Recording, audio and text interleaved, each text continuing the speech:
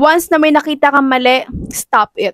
Because girl, I told you, hindi mo gugustuhin yung kalalabasan. Hey pretty! Okay, share ko lang sa inyo yung napag-usapan namin ng random friends ko dito sa TikTok. Random friends! Grabe! Oo, yes, random na random talaga. Kasi nagtatanong lang siya sa may yellow basket ko. And then, eto na. Naging friends na kami. Diba? Real quick. So, yun na nga, nagsimula na kayo mag-usap about sa skincare, yung mga ginagamit namin, ganyan, ganyan. And nasabi ko na gumagamit ako ng soothing gel. And tinanong niya ako if, as in, yun lang daw ba talaga yung ginagamit ko? Like, wala na ba ako ibang ginagamit? Ganun. Then I told her na gumagamit naman ako ng sunscreen and facial cleanser.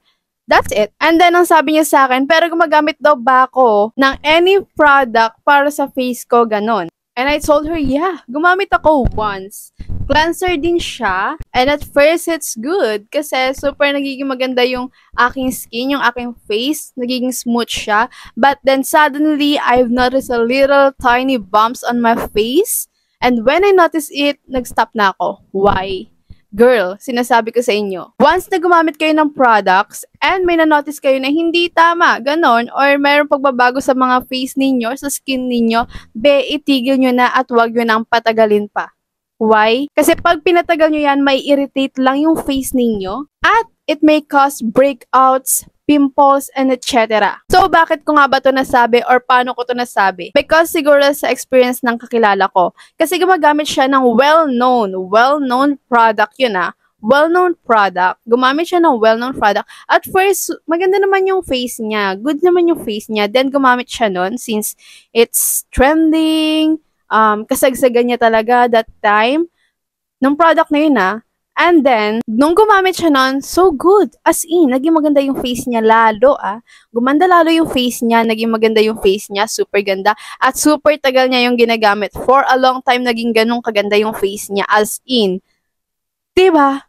Pero one time, nung nawala na siya ng pang-sustain o pambili ng product na yun, one day lang siya hindi nakagamit ng pero, alam niyo nangyari sa face niya?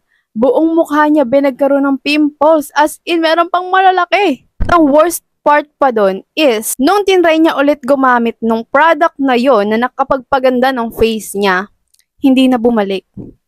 Diba? Kaya girl, sinasabi ko sa inyo, make sure na i-test nyo muna yung product bago kayo mag-stick sa product na yun. At make sure na suitable talaga yung product na yun sa skin type mo. At hindi niya ma-harm yung skin mo and hindi niya may irritate yung face mo. Don't use a lot of products just to make your skin or face pretty.